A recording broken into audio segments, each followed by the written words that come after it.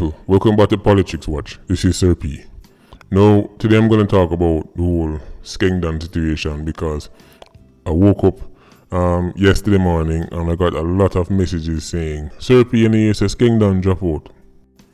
So right away, jump on the phone, make 2 calls, right, see what I go on.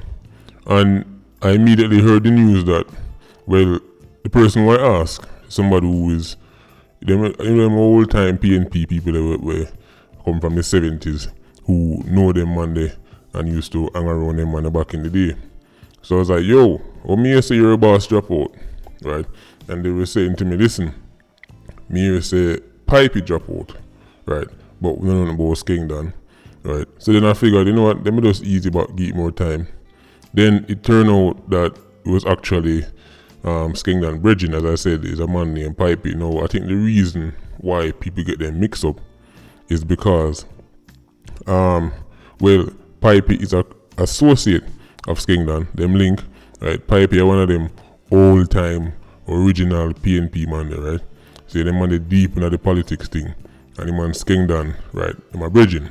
But I think quite a lot of people got it mixed up is because him kinda resemble Skengdan in a way, not in terms of facial features, but the two of them are like dark skinned men and the two of them have a similar build because Skengdan has actually put on a few pounds right now, right? So I guess, maybe somebody will take a quick glance and go, yo, hold on, the Skengdan that, especially if somebody on the scene say, the Skengdan Bridging, I don't know, by the time Chinese whispers go around, Skengdan Bridging turning a Skengdan.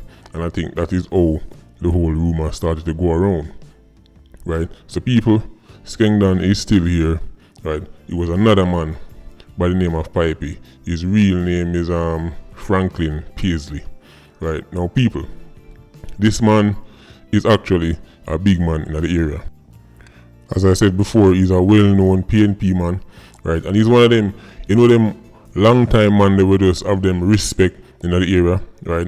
Him come from film place are really Yorktown, right? So you have some people in the area who are just big man and them they both so long, them have them reputation and all of that, right? So from that point of view, the place might get spooky, right? Because even though he's not necessarily at a Skengdan level, when you've been around that long and that much people work with you and probably eat out of your hand, you don't know you're going to have a few 87s.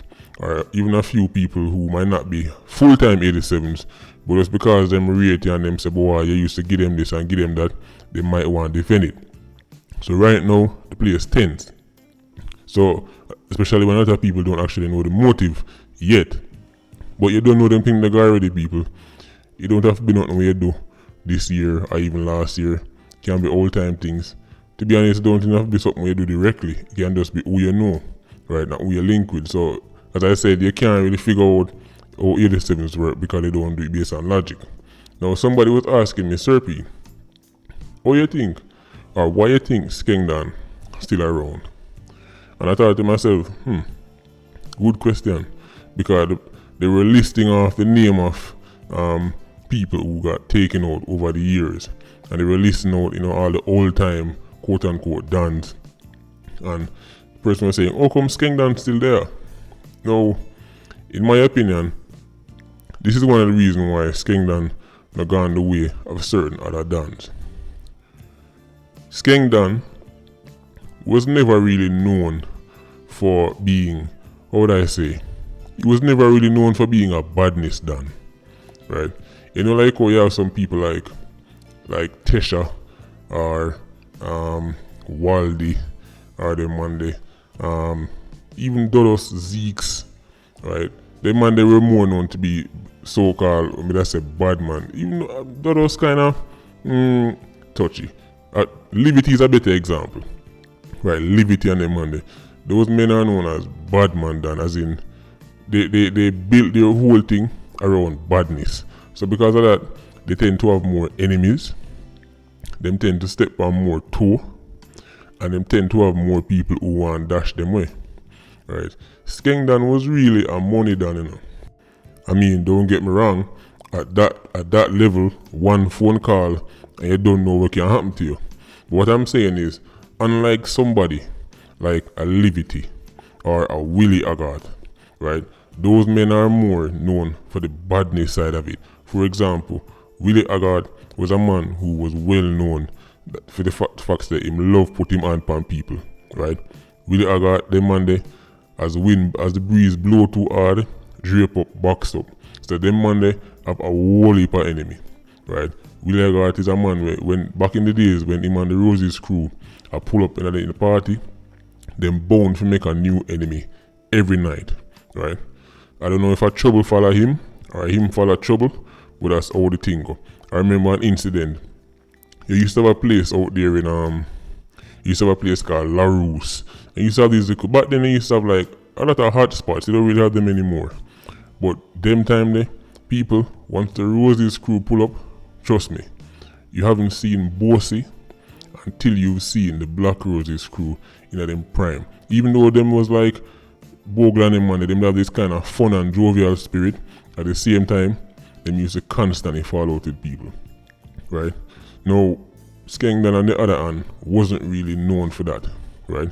Him was never really go in a man's place to go drip them up and box them up. So he doesn't really have that much hardcore bitter enemies who want to see him get dashed way, right? So in my opinion, that's one of the reasons why Skengdan never really, the system never really dashed him like that.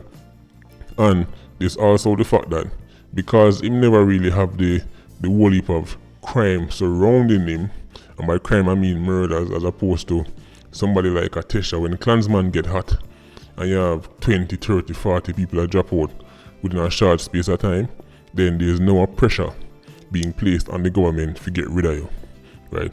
Because back in the day, down at Clarendon and in place there, they never really have the super high crime rate, the super high murder rate.